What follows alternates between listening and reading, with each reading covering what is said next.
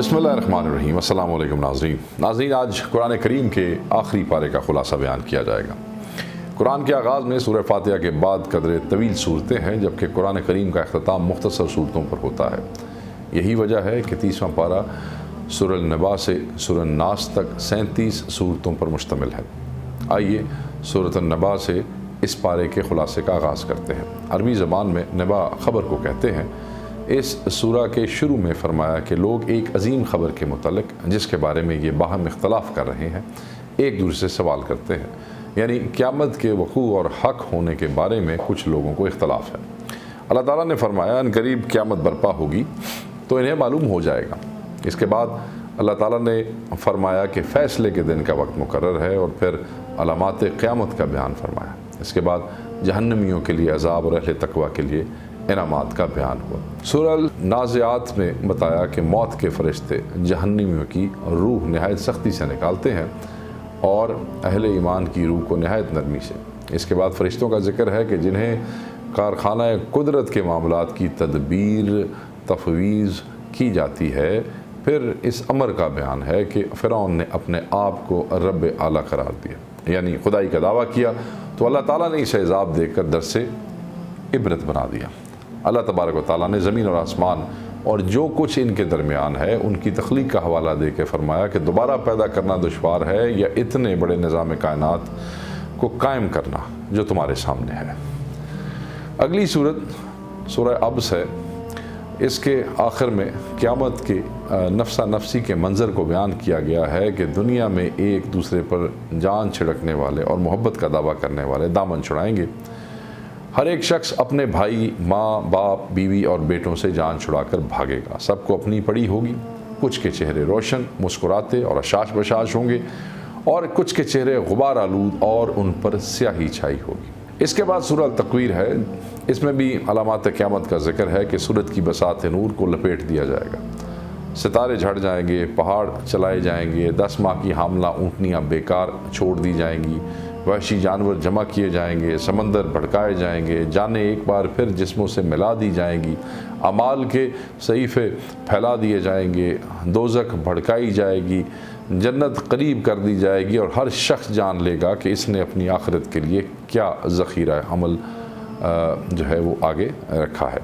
इसके बाद सूरह अल-अनफ़तार में फ़रमाया कि अल्लाह ताला ने हर बंदे के नाम अमाल को लिखने के लिए फ़रिश्ते मुकर्रर कर रखे हैं, जिन्हें करामन कातिबीन यानी मुअज़्ज़ज़ लिखने वाले कहा गया है, और बंदा जो भी अमल करता है वो जानते हैं। इसके बाद सूरह मुत्तफ़फ़ैन का आगाज़ होता है। अरबी में तत्फ़ीफ़ के मानी नाप तोल में कमी करने के हैं। अल्लाह ताला ने फ़रमाया नाप तोल में कमी करने वालों के लिए शदीद अज़ाब है कि जब वो लोग दूसरों से लेते हैं तो पूरा पूरा नाप कर लेते हैं, और जब दूसरों को नाप कर या तोल कर देते हैं तो कमी कर देते हैं, यानी डंडी मारते हैं।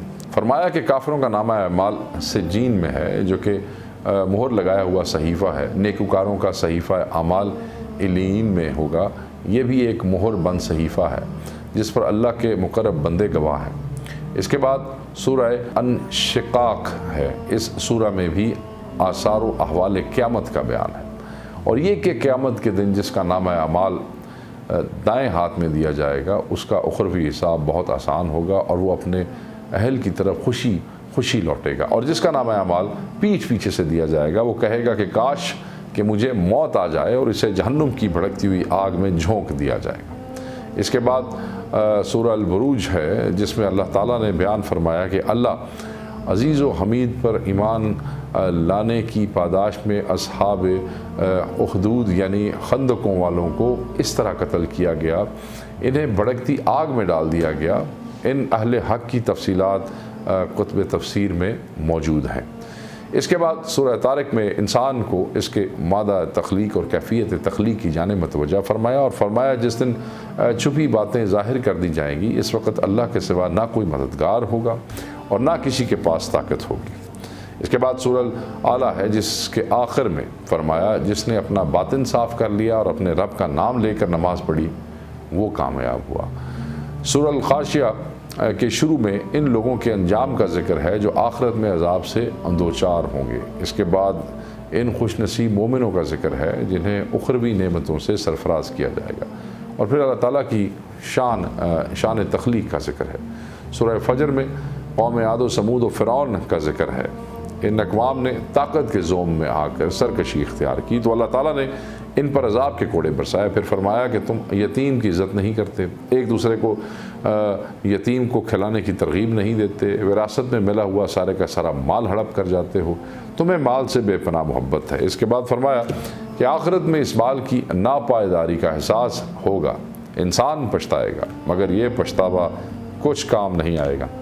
آخری آیت میں فرمایا کہ نفس مطمئنہ یعنی اعلیٰ درجے کے ایمان والوں کا وفات کے وقت اعزاز و اکرام کے ساتھ استقبال کیا جائے گا۔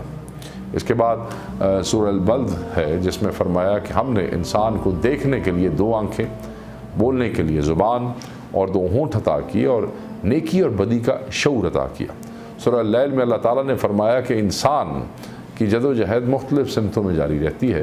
ایک طبقہ وہ ہے کہ اللہ کے عطا کردہ مال میں سے اس کی راہ میں خرچ کرتا ہے، تقوی پر کاربند رہتا ہے، نیک باتوں کی تصدیق کرتا ہے، تو ہم اس کے لیے آسانی یعنی جنت تک رسائی کی منزل آسان کر دیں گے۔ دوسرا طبقہ وہ ہے کہ جو اللہ کے دیے ہوئے مال میں سے بخل کی وجہ سے خرچ نہیں کرتا، وہ دولت کی فراوانی میں مست ہو کر اللہ سے بے پرواہ ہو جاتا ہے اور نیک باتوں کو جھٹلاتا ہے، تو اس کے لیے ہم مشکل منزل یعنی دوزخ کا راستہ آسان کر دیتے ہیں۔ سورہ ضحیٰ سید المرسلین کی عظمت کو بیان کر رہی ہے۔ اللہ عز و جل نے فرمایا کہ اے رسول مکرم صلی اللہ علیہ وآلہ وسلم، آپ کے رب نے نہ آپ کو چھوڑا ہے نہ آپ سے وہ ناراض ہوا ہے، آپ کی آنے والی ساتھ آپ کی پہلی ساتھ سے بہتر ہے، اور ان قریب آپ کا رب آپ کو اتنا عطا فرمائے گا کہ آپ راضی ہو جائیں گے۔ اس کے بعد سورۃ علم نشرہ ہے جس میں رسول اللہ صلی اللہ علیہ وآلہ وسلم کی شرح صدر کا ذکر ہے۔ اس میں ایک آیت رفعت شان مصطفیٰ کے بیان میں ہے کہ اللہ نے فرمایا اور ہم نے آپ کا ذکر بلند کر دیا۔ سورہ 3 میں فرمایا بے شک ہم نے انسان کو بہترین ساخت میں پیدا کیا اور پھر اس کو سب سے نچلے طبقے میں لوٹا دیا۔ اس سے مراد یہ ہے کہ اللہ کی بارگاہ میں تقرب اور عزت کا مدار انسان کی ظاہری صورت پہ نہیں بلکہ ایمان اور عمل پہ ہے۔ سورہ علق کی پہلی 5 آیات وہ پہلی وحی ربانی ہے جو غار حرا میں نازل ہوئی اور آپ کی نبوت کا اعلان ہوا۔ اس کے بعد سورہ قدر ہے جو شب قدر کی فضیلت میں نازل ہوئی، اسے 1000 مہینوں سے بہتر قرار دیا گیا ہے۔ شب قدر کو قطعیت کے ساتھ متعین نہیں فرمایا تاکہ بندوں کے ذوق اور خیر کی جستجو کا امتحان ہو۔ سورہ بینہ میں اللہ تعالیٰ نے اس بات کا حکم دیا کہ تمام باطل ادیان کو چھوڑ کر اخلاص کے ساتھ صرف اللہ کی بندگی کو اختیار کریں اور نماز قائم کرتے رہیں، زکوٰۃ ادا کرتے رہیں، یہی دین مستقیم ہے۔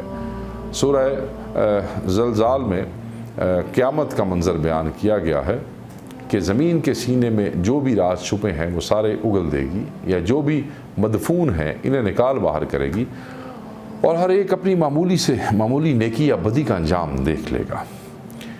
سورہ عادیات میں اللہ تعالیٰ نے مجاہدین کے گھوڑوں کی مختلف کیفیات کو قسم کے ساتھ بیان فرمایا ہے۔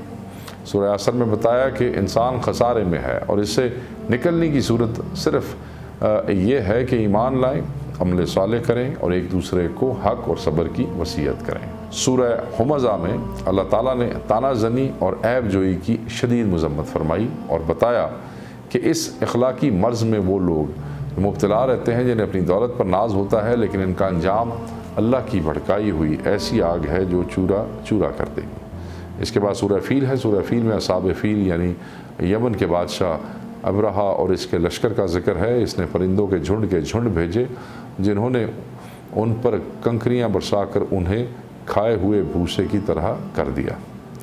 سورہ قریش میں اللہ تعالیٰ نے قریش پر اپنے احسان کا ذکر فرمایا کہ بیت اللہ کی نسبت کی وجہ سے وہ بے خوف و خطر گرمیوں میں شام کا اور سردیوں میں یمن کا تجارتی سفر کیا کرتے تھے، اور بیت اللہ کی نسبت کی وجہ سے ان کے تجارتی قافلے بے خوف و خطر رہتے تھے اور ان کی معیشت محفوظ تھی۔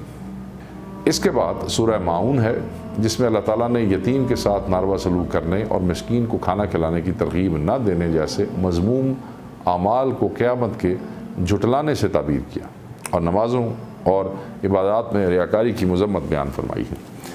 اس کے بعد سورہ کوثر ہے، یہ قرآن مجید کی وہ مختصر ترین صورت ہے جس کے ذریعے عرب کے زبان دانوں کو مقابلے کا چیلنج دیا گیا تھا، مگر وہ اس کے مقابل کلام بنا کر نہ لا سکے۔ اس میں اللہ تعالیٰ کی جانب سے رسول اللہ صلی اللہ علیہ وآلہ وسلم کو کوثر عطا کیے جانے کا ذکر ہے۔ سورہ کافرون میں یہ پیغام دیا گیا کہ حق اور باطل میں کوئی مفاہمت نہیں ہو سکتی۔ سورہ نصر میں اللہ تعالیٰ نے اپنی نصرت سے اسلام کی فتح کے لیے اپنی نعمت کے طور پر بیان کیا کہ لوگ فوج در فوج اسلام میں داخل ہونے لگے، تو بندگی کا تقاضا یہ ہے کہ نعمت کے شکر کے طور پر اللہ کی حمد کے ساتھ اس کی تسبیح بیان کی جائے اور اس سے استغفار طلب کی جائے۔ سورہ لہب میں بدترین دشمن اسلام ابو لہب اور اس کی بیوی ام جمیل کے انجام بد کی خبر ہے۔ اس کے بعد قرآن حکیم کی مشہور ترین صورتوں میں سے ایک سورہ اخلاص ہے۔ یہ سورہ اللہ کی توحید کے اعلان پر مشتمل ہے، جس میں فاشگاف الفاظ میں بتا دیا گیا کہ اللہ کی ذات اس بات سے بے نیاز ہے کہ وہ کسی کا باپ ہو یا اس کا کوئی بیٹا ہو۔